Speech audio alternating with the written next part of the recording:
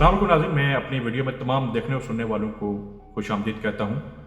آج کی میری ویڈیو کا مقصد ایک ڈرامہ ہے ارطغرل غازی، اس پر بات کرنا ہے۔ ترکش ڈرامہ ارطغرل غازی نے دنیا کے بہت سے ممالک میں اپنی شہرت کے جھنڈے گاڑے ہیں۔ یہ ڈرامہ ترکی کی تاریخ کے اس حصے سے شروع ہوتا ہے جس نے خلافت عثمانیہ کی بنیاد رکھی۔ اس کے 5 سیزن ہیں جو کہ 150 اقساط پر مشتمل ہیں۔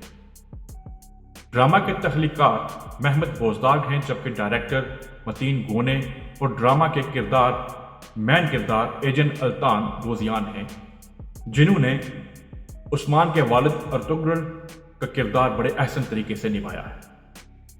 اس ڈرامہ کی ایک خاص بات یہ ہے کہ اس میں اس دور کے ترکش قبائل کی تہذیب و تمدن اور روزمرہ کی زندگی کو بڑے قریب سے دکھایا گیا ہے۔ اس ڈرامے کا آغاز عثمان کے دادا ارطغرل کے والد سلمان شاہ کے دور سے شروع ہوتا ہے، جو اغوز قبیلے کے ایک شاخ کائی کے سردار ہیں۔ یہ قبیلہ منگولوں کے قہر سے بچنے کے لیے سینٹرل ایشیا کے مغربی حصے سے ہجرت کر کے اناطولیہ کے قریب آباد ہو جاتے ہیں۔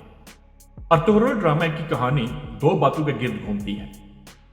پہلی بات حضرت محمد صلی اللہ علیہ وآلہ وسلم کی وہ پیشن گوئی ہے جس میں آپ نے قسطنطنیہ کی فتح کا ذکر فرمایا تھا،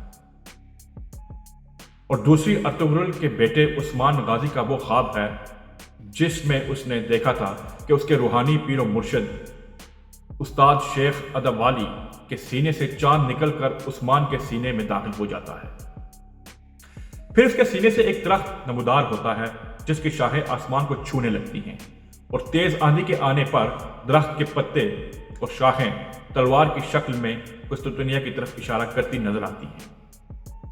شیخ نے اس خواب کی تعبیر بیان کرتے ہوئے کہا کہ عثمان ہی کی نسل میں سے کوئی ہوگا جو قسطنطنیہ کو فتح کرے گا، اور اس طرح سلطان محمد فاتح نے 20 سال کی عمر میں ہی 1453 میں قسطنطنیہ کو فتح کر دیا۔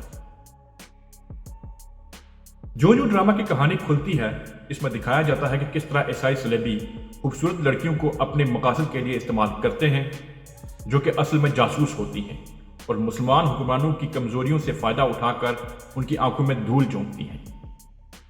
ان کے علاوہ کئی ایسے عیسائی جاسوس ہوتے ہیں جو مسلمانوں کا روپ دھار کر حکمرانوں کے دربار میں اعلیٰ عہدوں پر فائز ہو جاتے ہیں اور حکمرانوں کے فیصلوں پر کیسے اثر انداز ہوتے ہیں۔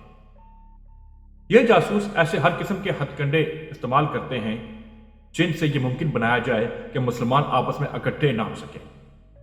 ڈرامہ میں ارطغرل کو اپنے 4 جانشینوں کے ساتھ دکھایا گیا ہے جو ہر مہم جوئی میں اس کے ساتھ ہوتے ہیں۔ ان میں سے بامشائی اور ترگل آپ کا کردار انتہائی اہم ہے۔ ترگل آپ نے حقیقت میں 125 سال کی طویل عمر پائی، اور ارطغرل کے علاوہ اس کے بیٹے عثمان اور اس کے پوتے اورحان کے ساتھ بھی ان کے دور میں ان کے ساتھ رہا۔ ڈرامہ میں ایک روحانی شخصیت ابن عربی کو بھی دکھایا گیا ہے جن سے گاہے بگاہے ارطغرل رہنمائی حاصل کرتا رہتا ہے، جس کی وجہ سے ارطغرل اپنے ساتھیوں کے ساتھ مل کر دشمنوں کی تمام سازشوں کو بے نقاب اور ناکام کرنے میں کامیاب ہو جاتا ہے۔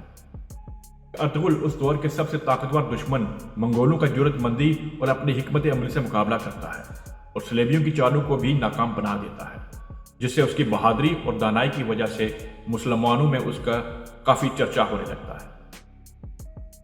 ارطغرل کی بہادری اور جرأت مندی کو دیکھتے ہوئے سلجوقی حکمرانوں نے بازنطینیوں سے نپٹنے کے لیے ارطغرل کو سوغوت کا علاقہ دے دیتے ہیں، جو کہ بازنطینی امپائر کے سرحدوں کے قریب ہونے کی وجہ سے اس پرفتنہ دور میں کافی اہمیت کا حامل تھا۔ یہیں سے ارطغرل نے اپنی حکومت کی بنیاد ڈالی، جسے بعد میں اس کے بیٹے عثمان نے تمام قبائل کو اکٹھا کر کے وسعت دی، اور پھر اس کی اولاد میں سے ہی سلطان محمد فاتح نے بازنطینیوں کو شکست دے کر قسطنطنیہ، جو کہ عیسائیت کا مرکز تھا، فتح کیا۔ اس ڈرامہ کی کہانی کے کردار بہت جاندار ہیں جنہوں نے نہایت احسن طریقے سے اپنے کردار کو نبھایا۔ امید ہے آپ کی ڈرامہ دیکھ کر محظوظ ہوں گے، اور تاریخی حوالے سے اس میں بہت کچھ سیکھنے کو ملے گا۔ اپنی نئی ویڈیو میں آپ سے ملاقات ہوگی۔ خدا حافظ۔